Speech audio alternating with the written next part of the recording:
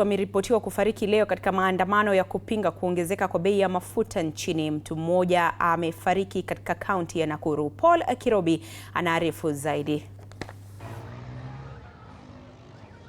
Vuta ni kuvute kati ya polisi na waandamanaji ilishuhudiwa leo katika kaunti mbalimbali ambapo maandamano ya kupinga kuongezeka kwa bei za mafuta yalifanyika. Makabiliano makali yalizuka huku polisi wakijaribu kuwakabili waandamanaji. Tayari watu takriban 13 wameripotiwa kufariki katika visa mbalimbali katika kaunti tofauti. Katika kaunti ya Kakamega, wakazi hao wanabeba mwili wa kijana ambaye alipigwa risasi kipindi ambacho maandamano yalikuwa yamechacha. Watu wawili wanadaiwa kufariki kipindi maandamano yalichacha Kakamega. Katika kaunti ya Nakuru, mtu mmoja alifariki baada ya kugongwa na gari la polisi lililokuwa likiwatawanya waandamanaji jijini Nakuru.